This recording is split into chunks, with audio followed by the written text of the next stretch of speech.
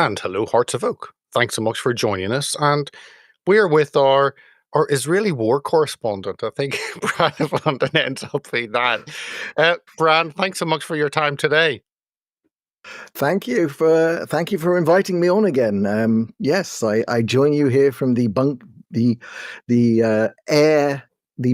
in the air. One of these. I'm on the 7th floor and I'm in a bomb shelter. And in fact, I'm going to do this right now because I'm going to open the window, which will improve the lighting situation, Go. and you'll understand.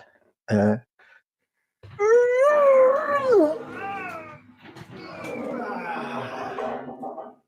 okay.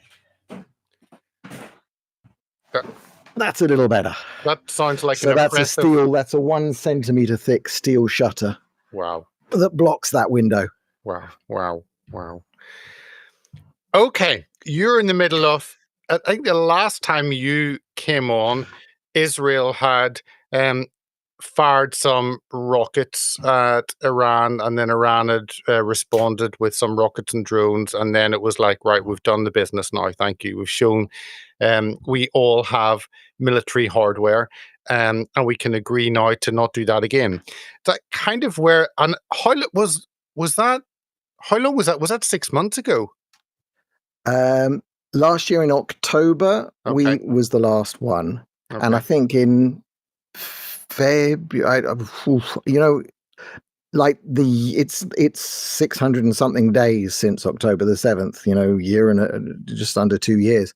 It's rolling. It's hard to sort of remember the points at which different things happen. But yeah, we've had two main Iranian missile attacks, and we've had at the beginning, the tempo was at the very beginning we had oodles of Hamas rockets, but by the time that there weren't that many that were reaching where I was, but enough to send us into the bomb shelters often. But already back in October, when we got hit by sort of the proper missiles, that they're really big, and one landed out that window and about 1.5 kilometers away from me. And then last night, there were three impacts, two major, one in Bnei Brak, which again, it's a suburb of, you'd call it a suburb of Tel Aviv. It's 3 or 4 kilometers from me, and another one in a place called Petah Tikva. And the Petah Tikva one, actually, that hit the building. There are 4 buildings in this complex, and it hit the building that my brother and sister-in-law live in. So they were evacuated at 4 a.m. They're on a high floor, so they had to wait for the home front command to come and get them out of their apartment, because they were in their safe room. Their apartment's apparently a bit of a mess, and unfortunately, people died in what it looks like the missile was a direct hit on a safe room, and these safe rooms, they massively decrease your chance of getting injured in all but a direct hit. It's not a bomb-proof shelter. It's not like being 4 stories underground like Nasrallah was, but it dramatically improves your chances, and that's what we live with now. And the other thing that's they've kind of refined things now. Now we get about a half-hour warning that there might be an alarm. So that actually happened twice last night, just around midnight or so. We got this warning, but then we got no alarms, and it turns out that we managed to blow up the launchers, I think, before they launched, and then at 3 something in the morning we got another warning, and then we got the alarms.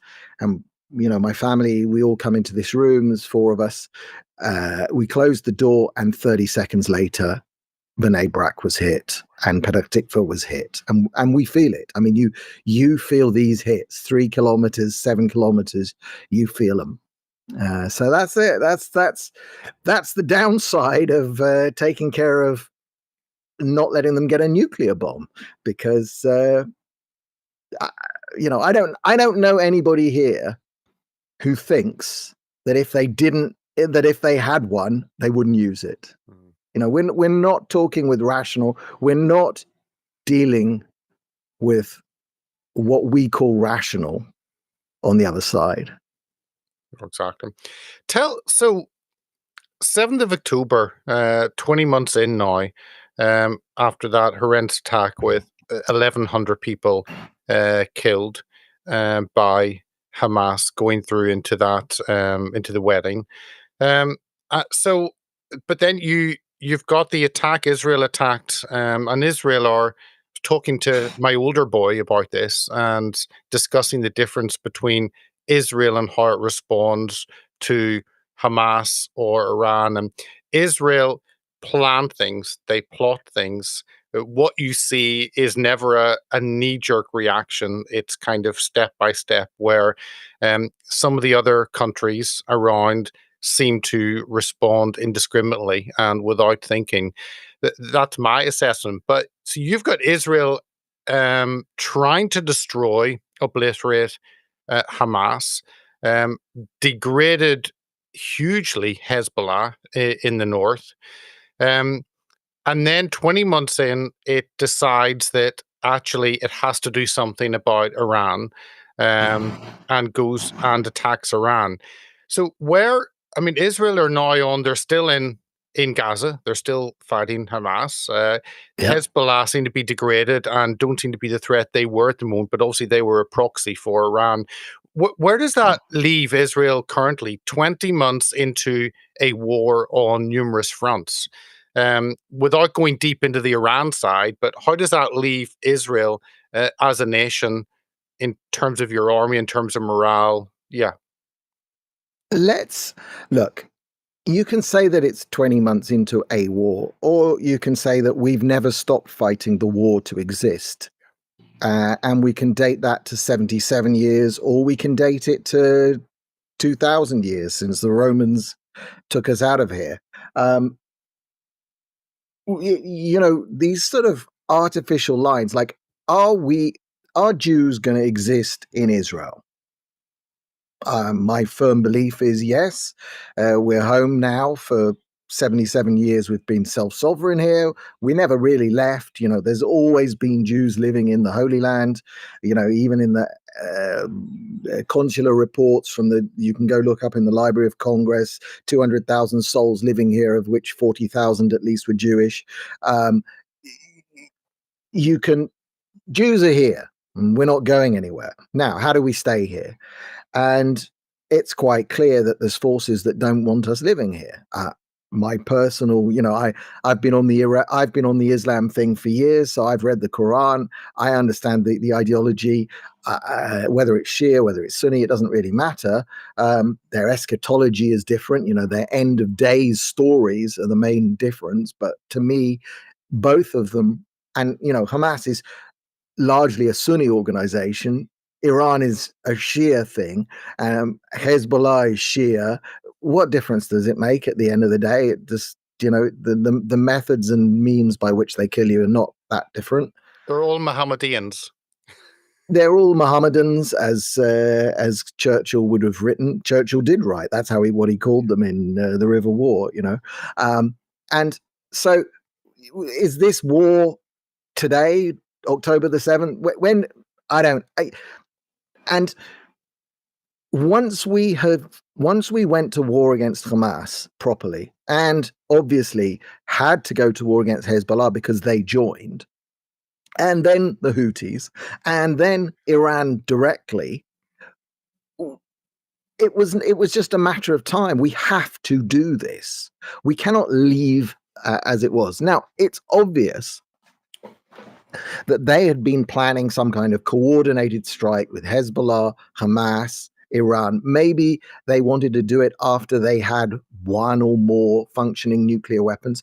Not always to use them as the first thing, but as soon as they have a weapon like that, as soon as you even think that they have a weapon like that, all of your calculations of what you can do change. they're throwing all of these missiles at us, hopefully declining numbers. I think we degraded them massively. That first night, it was Thursday night into Friday morning. And the way, again, this is something, again, Israel keeps doing new stuff to its population. We got a bizarre, all our phones are hooked up to this emergency broadcast system, which actually is the same emergency broadcast system that they have in America. And it's actually now a feature of the iPhone and the Google phones that they're tapping into. And when they hit the button to go, it doesn't matter whether your phone is off. I think off, it even wakes up. Whether it's in silent mode or sleep mode or the little switch on, it doesn't matter. It just bursts through with a horrible noise and tells you, get up. And then they accompanied it with the full-on air raid sirens, which we always hear anyway. And it said, something's happening in Iran. Be aware, try and be as close to a protected space as possible. And then nothing else. Then, because Iran didn't shoot back on that first shot, and that we find out now is because of the decapitation strike, and it was in two parts. It was, we got their like general staff, this guy Salami, who the head of the IRGC. I mean, it's unbelievable that the level at which we started. And then apparently what had happened was we had done things with our Air Force, and we had so thoroughly infiltrated them that we knew what their reaction of all of the heads of their air defense system and their missile counter-firing system. We had a good idea where they would go. And instead of having a Zoom meeting like they should have done, they all went to one place and boom. So they all went in the first half an hour or so. And then so it took them a day or so to start launching the kind of retaliation. And up to apparently last night was a heavier, again, maybe I think I read 90 projectiles, of which 9 got through.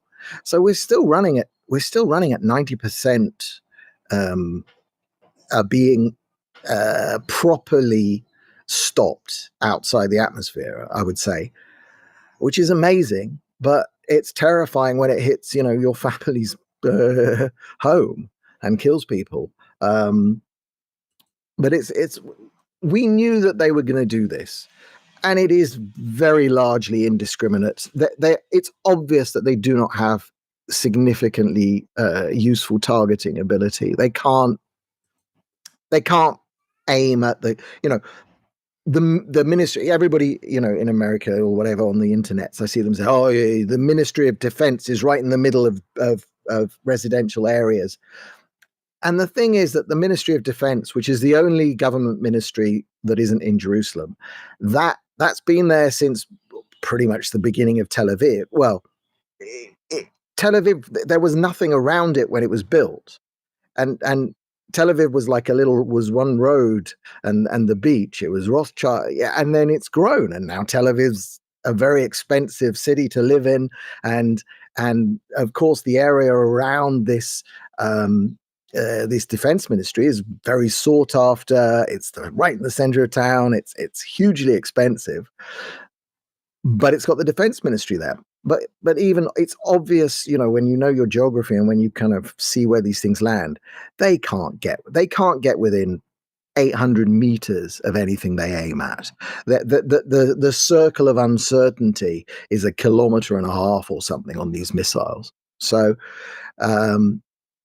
anytime they point a missile at Israel, it's indiscriminate. They're not like us, and that's why. And then to move on to another subject, I see online all of these people, the sort of the Jew hate contingent, and they put there's one picture from one of the buildings where we assassinated someone, and it looks literally like we sent something through the wall, or probably into the bathroom or something. The guy's on the toilet, and it's just this beautiful little hole in the wall, and it almost looks like a dragonfly. Just I don't know what we're doing. I mean, I keep up to date with weapons and so forth, but some of this stuff is just Star Wars to me. And then they compare that with what Gaza looks like, and Gaza's, of course, rubblized. Not completely. You don't see the bits that aren't rubblized. And they say, why couldn't you do this in Gaza? Well, we did. We did try, but then everything was built under a hospital or a school or a mosque or everything, absolutely everything. The whole place it's the most heavily militarized place on earth. Colonel Spencer says, and I agree. I agree. Whereas Iran is still a proper country, and they were behaving more like a proper state. Their military stuff is separated from their people. In fact, even to the degree that some of these tall buildings where we took out penthouses, apparently everybody living in that building is working for the IRGC. Obviously, their families are there, so you don't flatten the whole building, but you try. We're trying all the time to be the best we can be.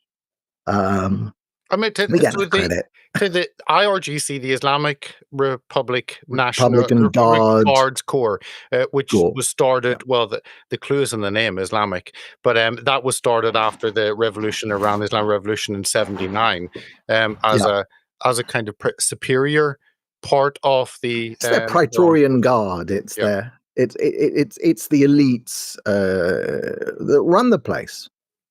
But tell me how, because it really, when I talk to people and they talk about, Israel controlling the world and Zionist stuff, and I mean, my reaction is no. Actually, I think it's just jealousy. I think it's jealousy of a country being able to do what it does, because Israel's fighting a war against Hamas, which is embedded in a city. That's one type of warfare, urban warfare, that the world doesn't really understand. Only Israel understands that. Then you got Hezbollah, which are like a militia group, but embedded in the government in the north. And we've seen the attacks directly into Beirut. And then you're fighting an actual kind of properish country. So it's completely different on that side. They're not embedded. So there's three different spheres of battles happening, all different planning. And the Houthis. And 1,500 kilometers away. I mean, listen, up until Friday night, we were having 2 or 3 or 4 missile attacks a week. And that has the same level of disruption, even though they send one missile. It's the same alarm. We have to go in the room, wait 20 minutes, and all of this crap. It's not inconsiderable, and we've been fortunate in that it's done almost no damage. I think one of the Houthi missiles landed on of course, Arab Palestinian Arabs in near Hebron and hurt some children, but it's the same. It's the same thing. This is just more of it. Yeah, we're fighting all these different styles of war, and we're fighting to we genuinely feel that we are fighting to survive. We genuinely believe that every battle would be the last one if we lost, and that tells you why we win. Okay, we win because we have no choice but to win. We cannot lose because we know that a loss to the style of force that Hamas put into the country on October the 7th, a loss would be a catastrophic slaughter of everybody.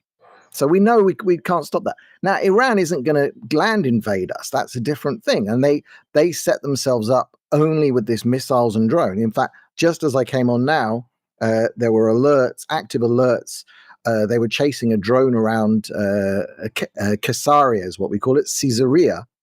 Don't ask how the spelling works on that. It's the craziest thing. Anyway, Caesarea, which is also known because it's the only golf course in Israel. And believe me, if Jews run the world, why do we only have one bloody golf course in this country? It's crazy, which is why, of course, we need the Trump plan. They were chasing a drone around Caesarea, and just as I closed the door here, my wife shouted at me that they've found it and shot it down, probably with a helicopter on the beach. So, and the reason it's there for sure is because Bibi's weekend house is in Caesarea. They have already hit it once. Hezbollah hit it, and Sarah was very, very upset about that. But I suspect they're trying to get something to land there. Yeah. Look, we are fighting for. We firmly believe that we're fighting for survival. When we send our kids, and my kid's going to go next year to the army, or he'll defer and do some academic thing and do something clever with cyber robotic stuff. We know what we're doing, and I mean, the toll in Gaza again. This never gets talked of. It's the genocide, the so-called genocide in Gaza. We lose soldiers every. It's horrible. You wake up and there's two more faces or whatever, and it's a heavy toll on society because it reaches us all, but we don't see another way to stop these people. We just don't. If we did, and all of this stuff about negotiations, I'm much more jaded than most because of my knowledge and background in counter jihad, and I've been doing this since 2000, really since 2001, properly since 2003 or 4.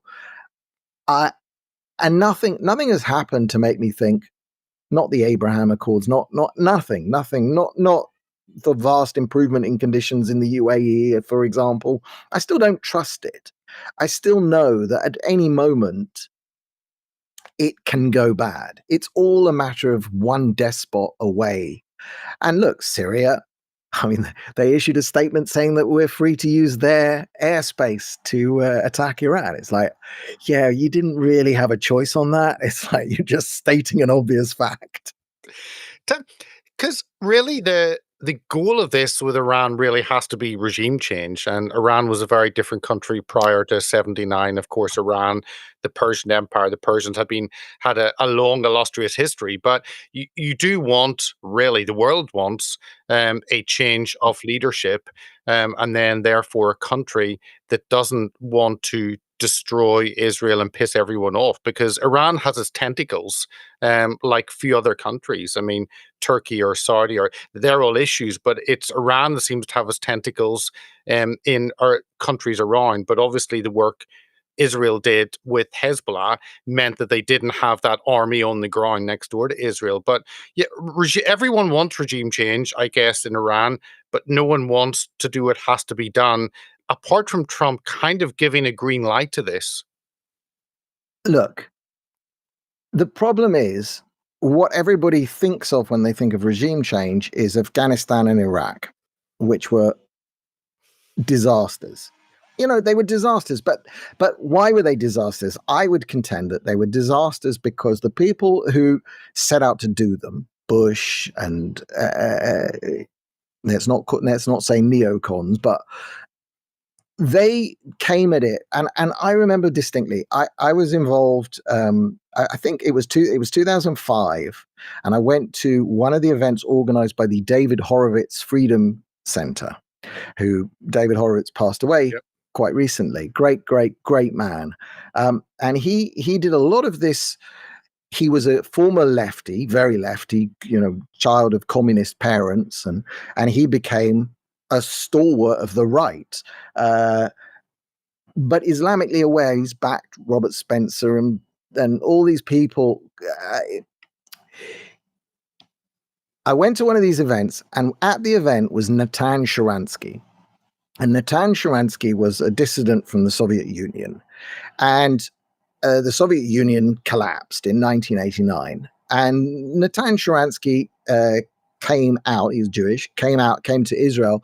For a long time here, he was the diaspora affairs minister. But he wrote a book, and I think it's called The Case for Democracy. And it talks all about fear societies and free societies and the difference between them, and how you try and transfer the ideals of freedom into a fear society. And it was basically his book about how the Soviet Union fell. And it was a great book. And I think Bush read it and he said, "We'll go do this in Iraq." Oh, God. And it completely misses the point that Islam as a way of organizing a society, it's not going to suddenly flip and be a democracy and nice and shiny and everybody's going to. No, this is not how they're wired. It would take generations and generations and a change in the underlying operating system by which you educate your people. Now, Iran is a really interesting case because it's Iran. I see them all like Turkey. I've used this analogy for years. Islam to me is a bungee cord. It's a bungee cord that ties you to the 7th century, and you can tie yourself up with this bungee cord, and you can run and run and run. You know, like that horizontal bungee cord thing you get, and you run and run and run. You get as far away from the 7th century as you can, and then something happens, and bang, you snap back straight to the 7th century. And Iran, with the Shah, and Turkey, pre-Erdogan, these places were all stretching the bungee cord, and then ISIS comes along, and Syria, something happens, the bungee cord snaps back, Islam is Islam, and you get back into the 7th century version of it, and you get Hamas doing Muhammad raids.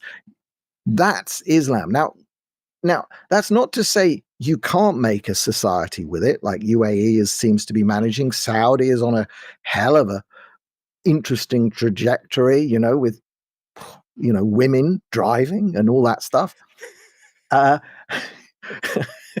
Revolution. Yes, let Revolution. them I know, but that's not to say it can't happen, but it isn't going to happen by the means that worked in London in the 17th, 18th, and hundreds, and that led to women's suffrage, which Churchill's wife and he argued over whether women should be voting. I mean, that's literally, we're not that further along, and we're but our operating system is the Jewish operating system. Christianity adopts almost entirely Judaism. The ideology, the way of thinking, the rule book by which we live of Jews and Christians is very similar. We disagree over pork, but it's an irrelevant disagreement. And in fact, you're free to follow our rules of kosher, and we won't impose them upon anybody, as far as I know. Even if you find the right hotels, you can get bacon in Israel. So there you go. But trying to do that in Islam doesn't work. It doesn't, no. I want to ask you about the military side, but this curious issue of Israel, I'm sure we've talked about it before, of having the religion and the culture. If you look at Christianity, kind of you have the religious belief, the faith. Culture doesn't really come into it, but with Israel, you've got these two together, and it's been interesting. Israel, with the modern day Israel, it's a state that it seems to be less based on the religious part of Judaism and more on the culture. You've got Tel Aviv being a very liberal city. How does that kind of work? And I guess with the Christian right, how does that work as well?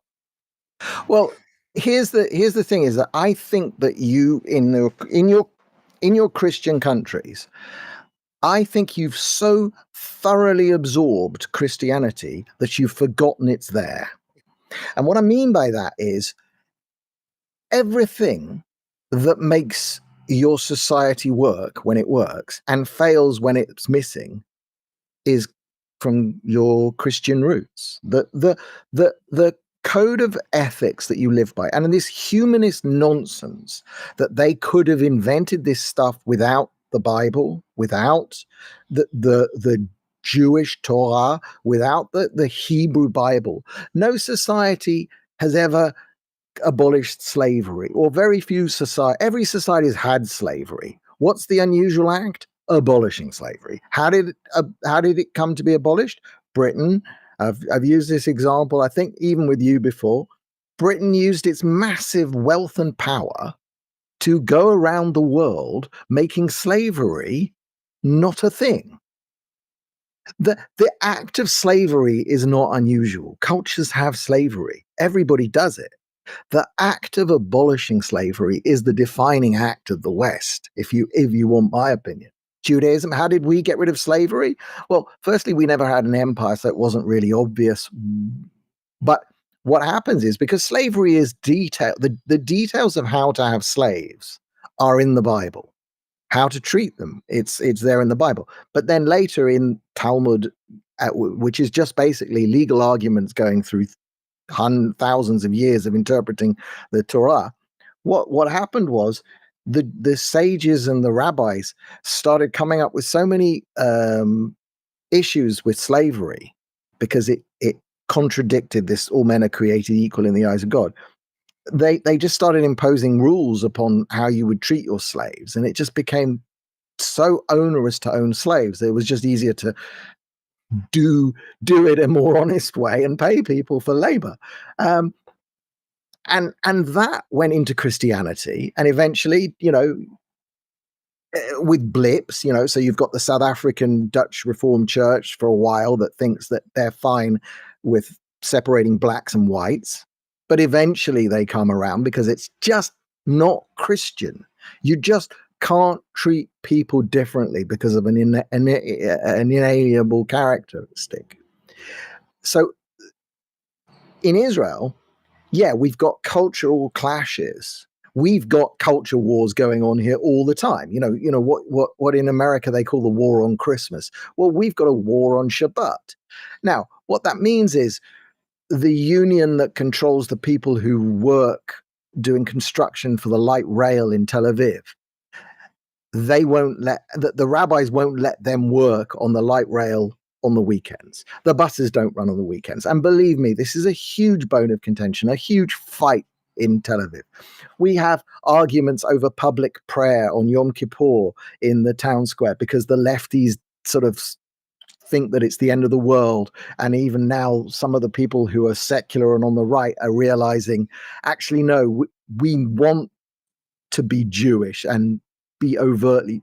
We have all of this. We have arguments over the level of kashrut that the army needs to be. We have massive arguments over the exemption for the Haredim, the ultra-Orthodox, which when there were 50,000, it didn't matter. But now there's hundreds of thousands, and we need every soldier we can get.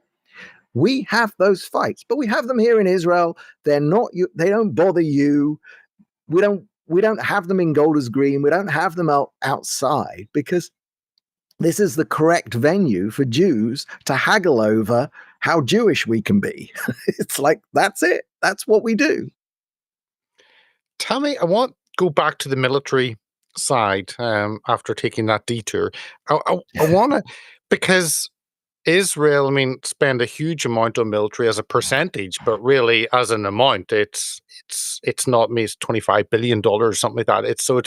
It's insignificant, really, in compared to what some other countries spend. But of course, Israel have had an ability to come up with ingenious technologies. But the other side is, of course, America being there, not supporting Israel from 48, coming in much later, maybe in after the 70s. 67. Yeah. So is America's support, when people say, "Oh, Israel exists because of America," no. America is a much later connection or relationship to Israel, and not France. 48. France supported us much more before America was on the scene. We were flying French jets. The 1967 success with the Six-Day War, taking out the Arab armies on the ground, that was mirages. And some old stuff that we had knocking around.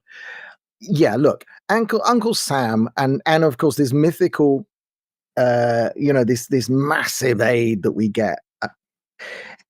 It is mostly, nearly all, gift vouchers to spend in the industrial military complex of America. It is a gigantic subsidy to the American defense industries, Boeing, Raytheon, Lockheed Martin, all of the best names. It's a giant subsidy to them to rival the subsidies that the Europeans give to Airbus and all of the other European arms. And it's a massive war of subsidies. That's how they subsidize their arms industry. And what they do is they tell you can have $10 billion, and what it is gift vouchers. You have to. I mean, I even tangentially, we had a customer sold computers, and an Israeli company that was eligible for some military aid, and they had to buy computers, and so it was better for them to buy the computers in America, even though they were Lenovo's made in Taiwan, and they were buying them in from. It was nonsense. It was just money circulation. But yeah, of course, that's why we've got F-35s, and that's why we've got F-16s and F-15s, and we are buying bombs. Your F, I mean, your F-15 still flying, but your F-15s, how you've developed them, are phenomenal aircraft. I think you ordered a whole batch of them just last year, so they're still being used. Yeah. They're they're the backbone. In fact, the F-35 is a very interesting thing, and I think everybody laughs at it, and it gets terrible press, but nobody here complains about them and the job that they do. And I'm sure, and again, this is stuff that just never comes out properly, but I'm sure that the opening salvos of what just happened in Iran were all down to F-35 stealth capabilities, because it's not like Hamas or Hezbollah. Iran had state of the art, as far as we know, the best air defense systems other than Russia, I would have thought. They didn't get a shot out. They did not get a shot out. One of the things that we asked Biden for help with the last time we attacked Iran, which he said no, was mid-air refueling. But the thing he said yes to was all around the air bases in the Gulf would be on standby to rescue pilots if we lost pilots. And again,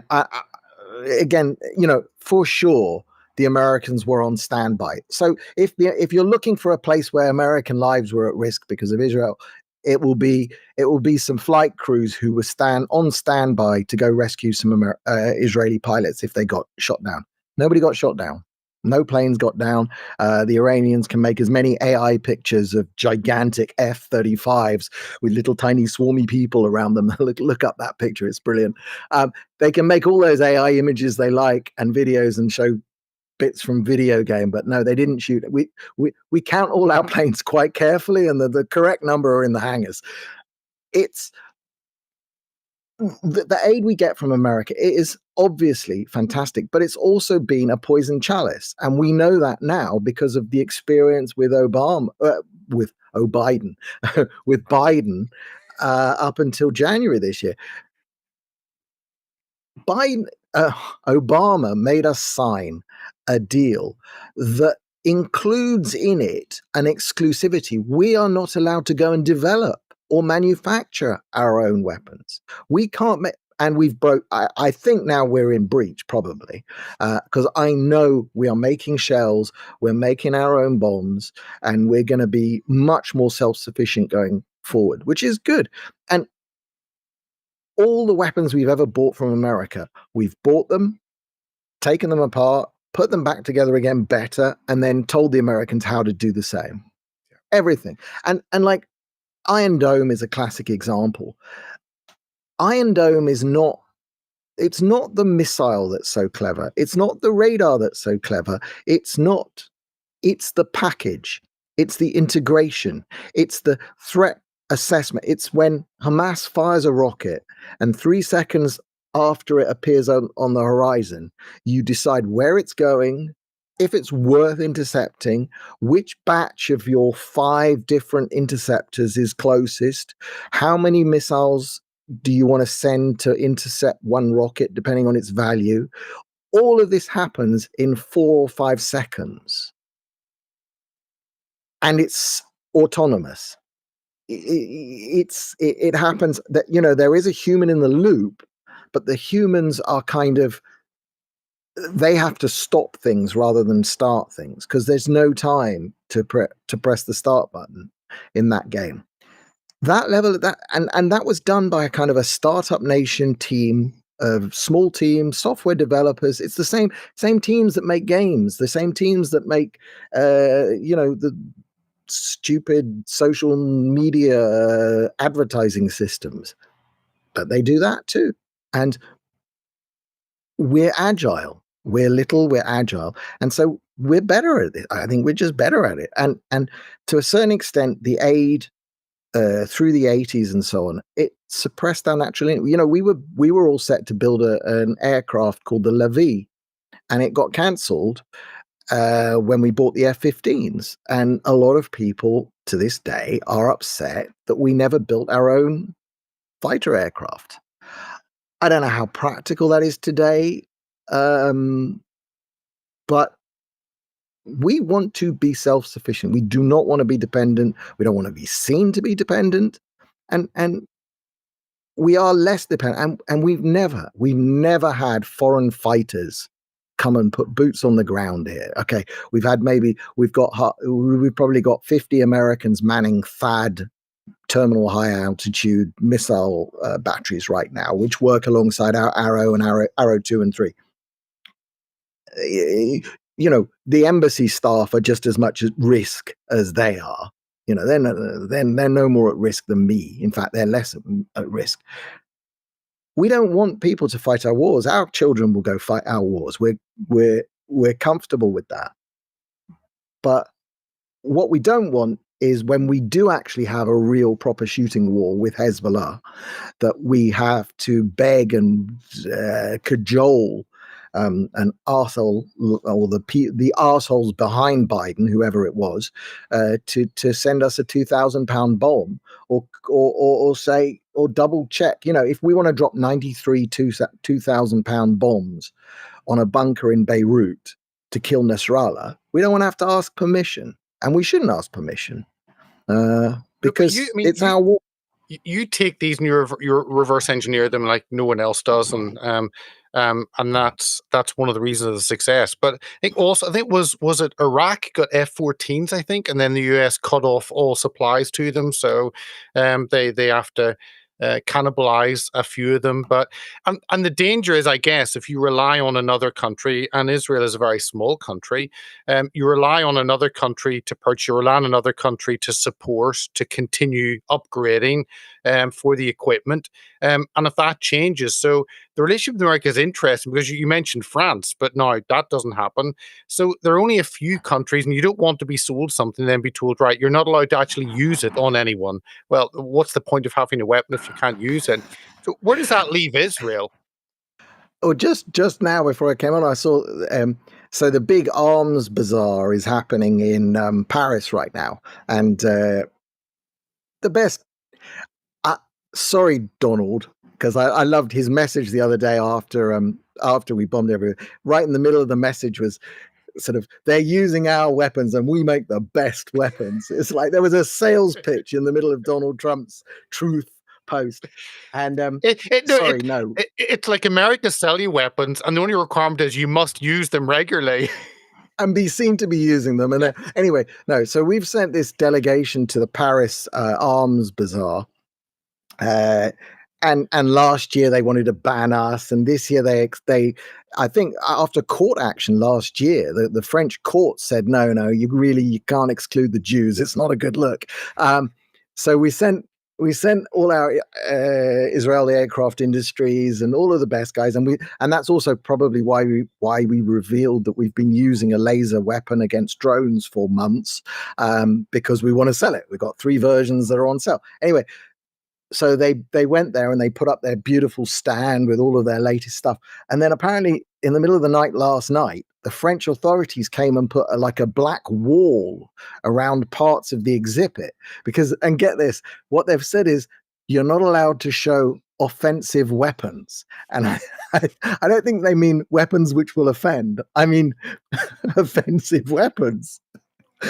What is it? Like it's a defense only show? Anyway, so they've put these black things on, and I can swear it's going to be like the Streisand effect. Like, I want to buy whatever's behind that black wall. It's nuts. Look, the world is a dangerous place. You've got Russia walking into Ukraine, and now 2 years later, and millions dead. How does it help Ukraine if they're going around the world begging to defend themselves? Israel knows that our enemies are there. They've always been there. They've never stopped trying to destroy us. Okay, we've signed agreements with Egypt. We've signed agreements with Jordan. We were in a state of war with Syria. We still are, actually, until we come to some arrangement with their new leader. We know we're going to have to defend ourselves always, and that's just that's what we are. I don't. We got into a position of being too dependent. It's not good. So we're going to back away from that, and I think America's going to not like that, but there's no other way to do it. We've got to be 100% as close to self-sufficient as we can. I don't think we're going to use their planes and so on.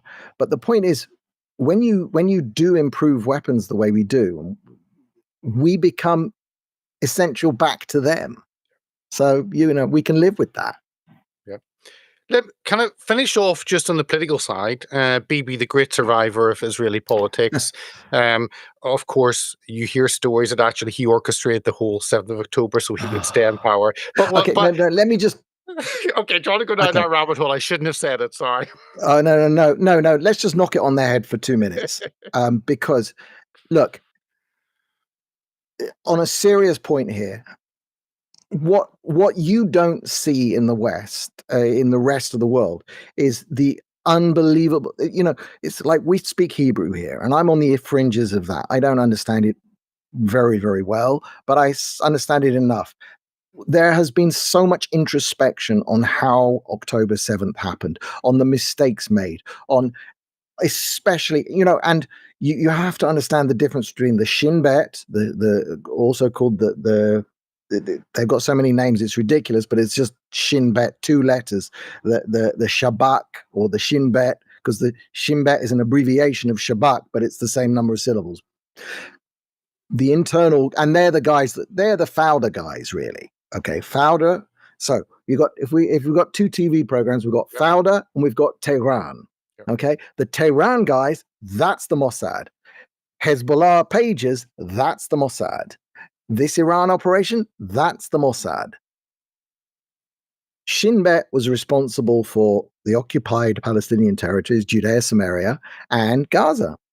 And when we pulled out of Gaza in 2005, apparently the Shin Bet just stopped bothering to infiltrate, or they said it was too difficult, or whatever. They just looked the other way. And the guys running it were total lefties who thought that settlers were the biggest problem on earth.